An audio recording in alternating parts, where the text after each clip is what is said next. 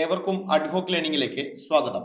10-10 എന്ന സീരീസിന്റെ 137ാമത്തെ ഭാഗത്തിലേക്ക് കടക്കുകയാണ്. ആദ്യ ചോദ്യം: ഗുരുവായൂർ സത്യാഗ്രഹത്തിന്റെ വളണ്ടിയർ ക്യാപ്റ്റൻ ആരായിരുന്നു? Options: A K Gopalan, K Kelappan, Mannath Padmanabhan, T K Madhavan.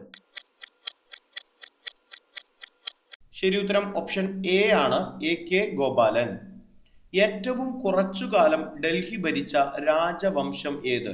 അടിമവംശം, Khilji വംശം, തുഗ്ലക് വംശം, സെയ്ദ് വംശം.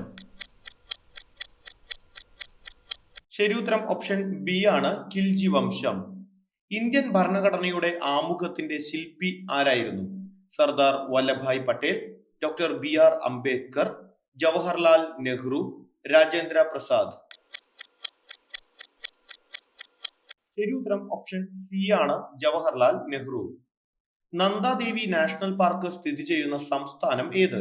ഉത്തരാഖണ്ഡ്, ബീഹാർ, ഹിമാചൽ പ്രദേശ്, ഹരിയാന. ശരി ഉത്തരം ഓപ്ഷൻ എ, ഉത്തരാഖണ്ഡ് ആണ്. ഹൃദ്രോഗങ്ങളുമായി ജനിക്കുന്ന കുട്ടികൾക്ക് സൗജന്യ ചികിത്സ നൽകുന്ന കേരള സർക്കാരിന്റെ പദ്ധതി ഏതാണ്? ഓപ്ഷൻസ്: ആരോഗ്യ കേരളം, കനിവ്, ബാലമുകുളം, ഹൃദ്യം.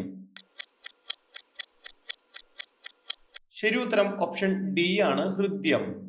ഇന്ത്യയുടെ പർവ്വത സംസ്ഥാനം എന്നറിയപ്പെടുന്നത് ഏത്? പശ്ചിമ ബംഗാൾ, ഹിമാചൽ പ്രദേശ്, ഹരിയാന, മിസോറാം. ശരി ഉത്തരം ഓപ്ഷൻ ബി ആണ്, ഹിമാചൽ പ്രദേശ്. ക്ലോറോഫില്ലിൽ അടങ്ങിയിരിക്കുന്ന ലോഹം ഏത്? ഇരുമ്പ്, ചെമ്പ്, മഗ്നീഷ്യം, സോഡിയം. ശരി ഉത്തരം ഓപ്ഷൻ സി ആണ്, മഗ്നീഷ്യം. കടൽക്കാറ്റ് വീശുന്നത് എപ്പോഴാണ്? രാത്രികാലങ്ങളിൽ, പകൽ സമയത്ത്, രാത്രിയും പകലും, വേലിയേറ്റ സമയത്ത്. ശരി ഉത്തരം ഓപ്ഷൻ ബി ആണ്, പകൽ സമയത്ത്. റിസർവ് ബാങ്ക് ദേശസാൽക്കരിച്ചത് എപ്പോഴാണ്?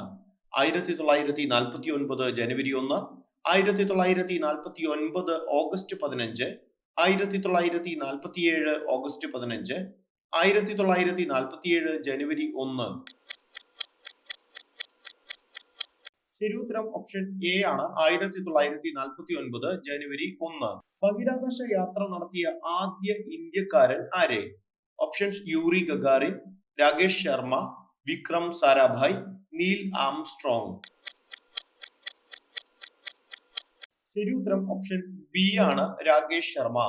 എത്ര ചോദ്യങ്ങൾ ശരിയായെന്ന് കമന്റായി രേഖപ്പെടുത്തുക. തെറ്റിയ ചോദ്യങ്ങളെല്ലാം എഴുതിയെടുത്ത് ശരിയാക്കി പഠിക്കാനായി ശ്രമിക്കുക. 10-10 എന്ന സീരീസിന്റെ അടുത്ത ഭാഗവുമായി നാളെ രാത്രി 10:10 കാണാം. Thank you.